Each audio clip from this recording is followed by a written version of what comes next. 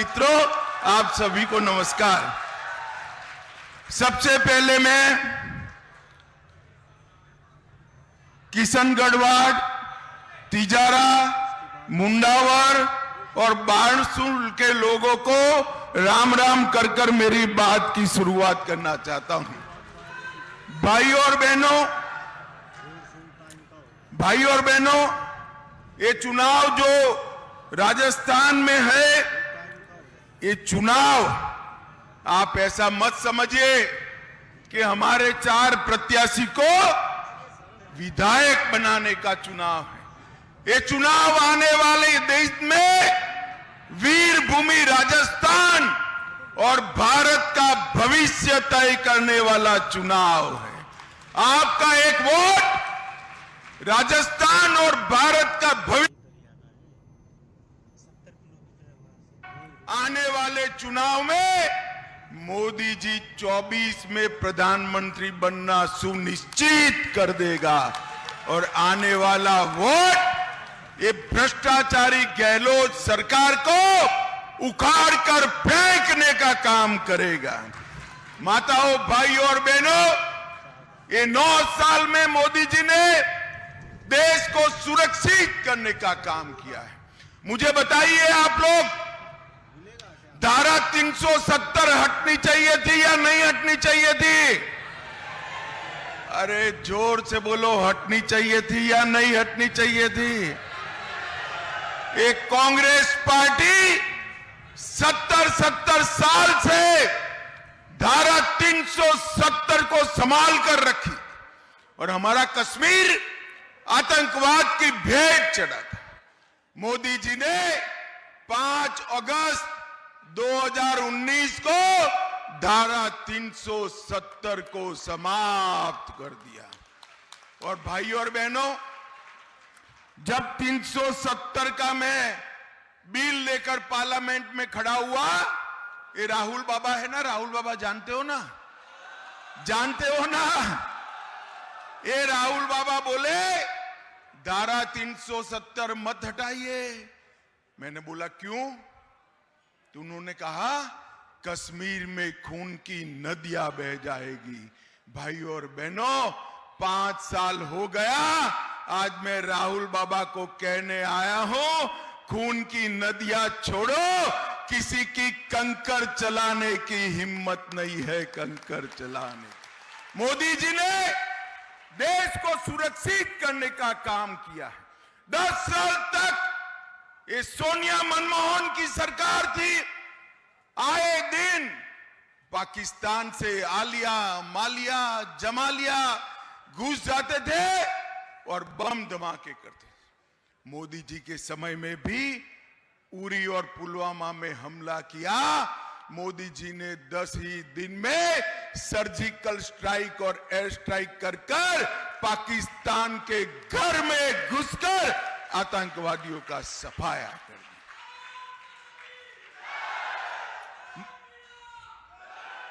मोदी जी ने पीएफआई पर बैन लगाया। मोदी जी ने रोहिंग्या घुसपैठियों पर नकल करने का काम किया। मोदी जी ने देश को सुरक्षित करने का काम किया। ये Congress party, Rahul Baba and company और गहलोत सरकार भी पिछड़ा वर्ग की विरोधी सरकार है। भाई और बहनों, इतने साल तक मंडल कमीशन की रिपोर्ट का विरोध कांग्रेस पार्टी ने किया। इतने साल तक कांग्रेस पार्टी ने पिछड़ा वर्ग आयोग को संवैधानिक मान्यता नहीं दी। नरेंद्र मोदी जी ने पिछड़ा वर्ग आयोग को संवैधानिक मान्यता दी। इसके साथ साथ केंद्र की सभी शिक्षा व्यवस्था में, चाहे नीट की परीक्षा हो, चाहे सैनिक स्कूल हो, चाहे केंद्रीय स्कूल हो, सभी जगह पिछड़ा वर्ग को 27% आरक्षण देने का काम नरेंद्र मोदी सरकार ने किया।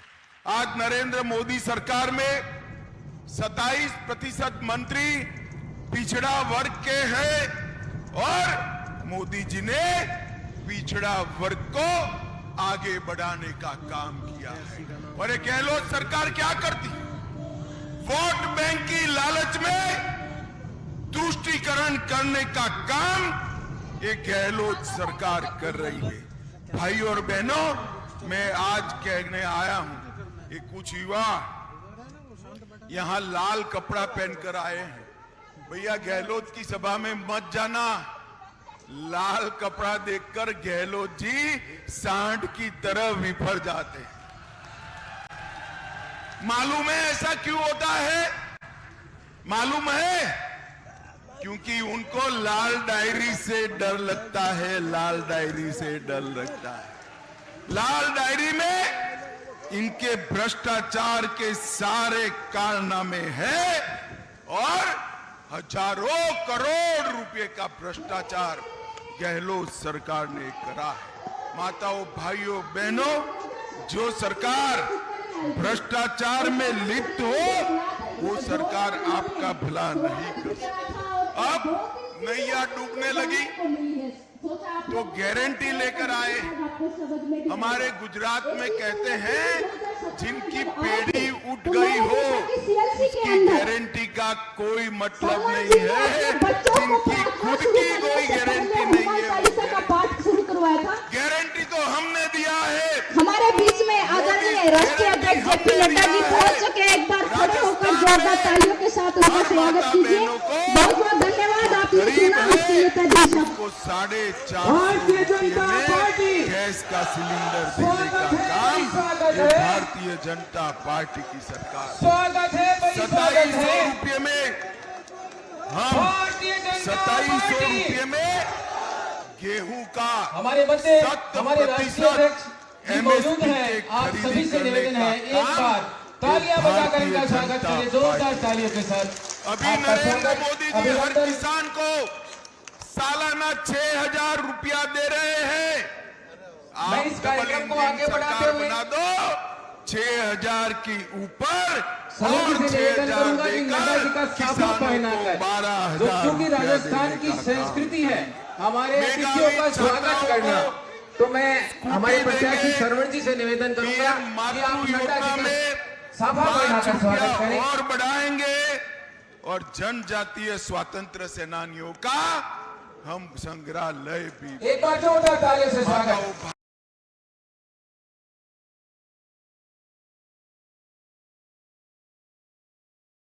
भाइयों बहनों, ये गहलोत सरकार ने अपने कांग्रेस के चट्टो बट्टों को नौकरी देने के लिए किया, भ्रष्टाचार के लिए किया है। मैं आज आपको कहन कर जाता हूं, इतने हजारों करोड़ के घपले घोटाले करे हैं, आप चिंता मत करो। डबल इंजन की कमल फूल की सरकार बना दो। हम भ्रष्टाचारियों को उल्टा कर कर सीधा करने का काम करेंगे, जेल के सलाखों के पीछे भेजेंगे। भाइयों और बहनों, एक भी एग्जाम ऐसा नहीं हुआ जिसमें पेपर लीक नहीं हुआ। मैं सारी सूची पढ़ता हूं, आप मेरे साथ में सहमत हो तो बोलना। पेपर लीक, कांस्टेबल भर्ती का पेपर लीक, बोले कांस्टेबल भर्ती का पेपर, हाई कोर्ट एलडीसी का पेपर, एसआई भर्ती का पेपर, चिकित्सा अधिकारी 2021 पेपर, सीएचओ भर्ती 22 पेपर, लाइब्रेरियन भर्ती की परीक्षा पेपर, जेईएन सिविल डिग्री का पेपर, आरडब्ल्यूटी का पेपर, वन विभाग की भर्ती का पेपर, बिजली विभाग में टेक्निकी हेल्पर का पेपर। अब 15 पेपर लीक कराने वाले गहलोत जी आज कह रहे हैं कि हमें एक मौका और दो। गहलोत जी, आपने तो खनन में इतना भ्रष्टाचार करा कि कृष्ण भगवान की क्रीड़ा स्थली को बचाने के लिए महंत जी ने अपने आप को आग लगा दी, मगर आपका पेट का पानी नहीं हिला। और तुष्टीकरण इस राज्य में तुष्टीकरण चरम सीमा पर है। माताओं, भाइयों, बहनों, कन्हैयालाल टेलर की दिन दहाड़े हत्या होती, हिंदू त्योहारों पर 144वीं कलम लगा देती, राम दरबार पर सालासर में बुलडोजर चलाया जाता है और हर जगह पे, चाहे करौली हो, चाहे उदयपुर हो, चाहे राजस्थान हो, हर जगह पे कौमी दंगे होते हैं। और भारतीय जनता पार्टी की सरकार इसका ट्रैक रिकॉर्ड है। हमारी सरकार में कौमी दंगे नहीं होते हैं, दंगे करने वाले जेल की सलाखों के पीछे होते हैं।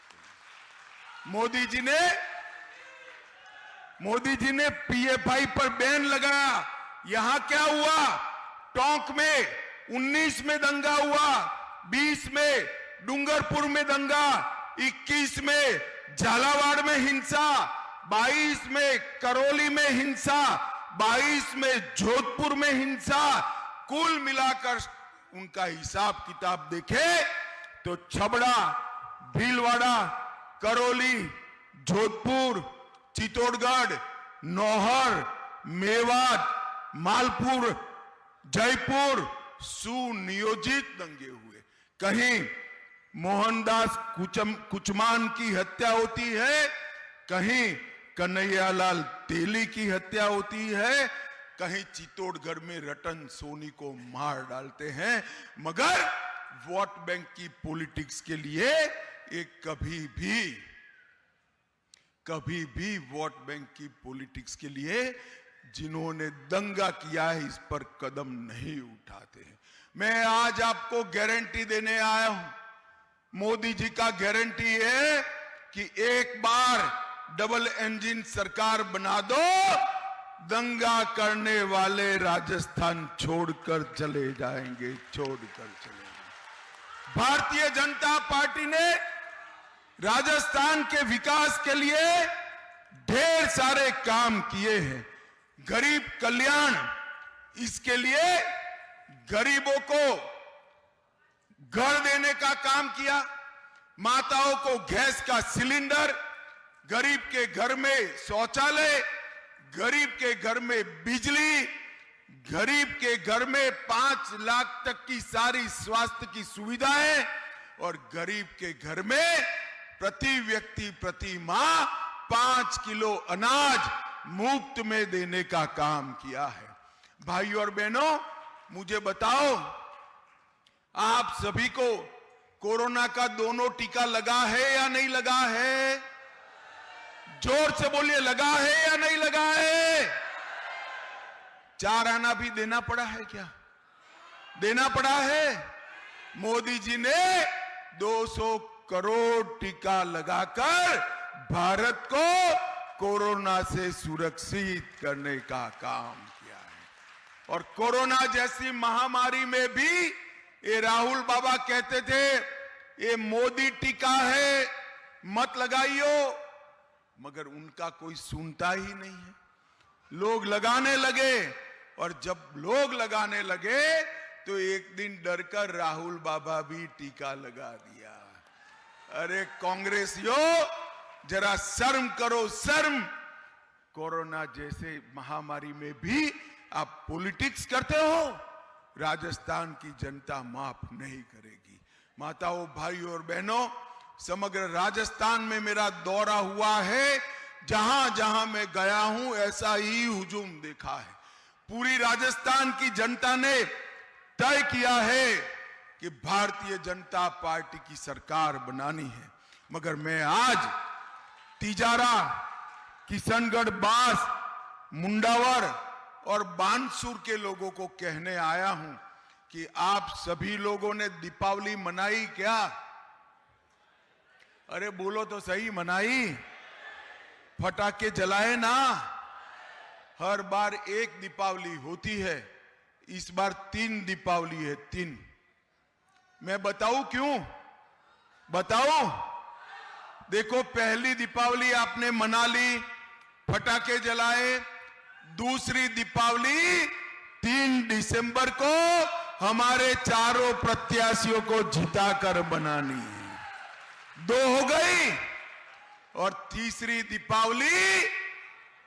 दीपावली 22 जनवरी को अयोध्या में जब रामलल्ला का प्राण प्रतिष्ठा हो तब मनानी। 70 साल से राम मंदिर के मसले को एक कांग्रेस पार्टी अटका रही थी। गहलोत जी ने राम मंदिर के लिए राजस्थान का पत्थर जा रहा था, उसको भी रोकने की हिमाकत करी है। और नरेंद्र मोदी जी ने राम मंदिर का भूमि पूजन भी किया और 22 जनवरी को रामलल्ला की प्राण प्रतिष्ठा। मुझे बोलो, बताओ भाई खैरथल वालों, मुझे बताओ भगवान श्री राम के दर्शन करने हैं या नहीं करने हैं? जरा अंत तक बोलो, करने हैं या नहीं करने हैं? खर्चा होगा या नहीं होगा? मगर मत करना, कमल के निशान पर बटन दबा दो। राजस्थान में भाजपा सरकार सभी को बारी बारी मुफ्त में अयोध्या के दर्शन करा देगी। भाई और बहनों, मुझे बताओ, हमारे चारों प्रत्याशियों को प्रचंड बहुमत से जिताओगे क्या? जोर से बोलो, जिताओगे? कमल के निशान पर बटन दबाओगे? राजस्थान में भाजपा सरकार बनाओगे? 24 में मोदी जी को फिर से प्रधानमंत्री बनाओगे? तो मेरे साथ दोनों हाथ उठाइए, विजय के संकल्प की मुट्ठी बीजिए और प्रचंड आवाज से बोलिए, भारत माता की, भारत माता की, भारत माता की। वंदे वंदे वंदे।